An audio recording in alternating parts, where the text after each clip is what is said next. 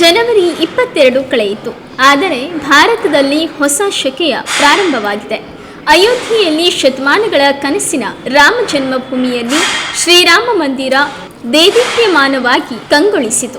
ಜನವರಿ 22ರ ಶುಭ ಮುಹೂರ್ತವು ವಿಶ್ವದ ಸಮಸ್ತ ರಾಮಭಕ್ತರಲ್ಲಿ ರೋಮಾಂಚನ, ಭಕ್ತಿ, ಶ್ರದ್ಧೆಗಳಲ್ಲಿ ಮೀಯುವಂತೆ ಮಾಡಿತು. ಪ್ರಾಣ ಪ್ರತಿಷ್ಠಾಪನೆ ಪೂರ್ವ ಪ್ರಧಾನಿ ಮೋದಿಜಿಯವರು 11 ದಿನಗಳ ವೃತ ನಿಯಮ ನಿಷ್ಠೆಗಳಿಂದ ಇದ್ದರು. ಜನವರಿ 22 ಸೋಮವಾರ ಮೃಗಶಿರ ನಕ್ಷತ್ರದ ಅಭಿಜಿತ್ ಮುಹೂರ್ತದಲ್ಲಿ ನೂತನ ಬಾಲರಾಮನ ಶಿಲಾ ವಿಗ್ರಹದಲ್ಲಿ ಪ್ರಾಣ ಪ್ರತಿಷ್ಠಾಪನೆ ನೆರವೇರಿಸಿದರು. ಈ ಕ್ಷಣ ನಮಗೆ ಅಲೌಕಿಕ, ಪವಿತ್ರವಾಗಿದೆ.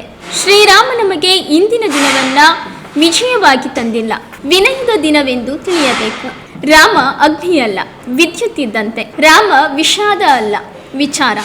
ರಾಮ ನಮಗೆ ಸಮಾಧಾನ. ರಾಮ ಎಲ್ಲರ ರಾಮ.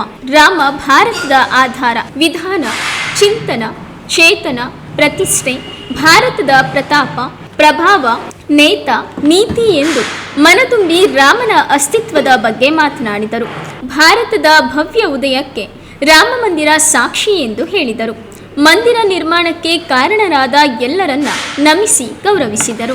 ಈ ಕಾರ್ಯಕ್ರಮದಲ್ಲಿ 7,000ಕ್ಕೂ ಅಧಿಕ ಗಣ್ಯರು ಭಾಗಿಯಾಗಿದ್ದರು. ರಾಜಕೀಯ ಮುಖಂಡರು, ಉದ್ಯಮಿಗಳು, ಸಿನಿಮಾ, ರಾಮದೇವ್ ಬಾಬಾ ಸೇರಿದಂತೆ ಕ್ರೀಡಾ ಲೋಕದ ತಾರೆಯರು ಈ ಪಟ್ಟಿಯಲ್ಲಿದ್ದಾರೆ.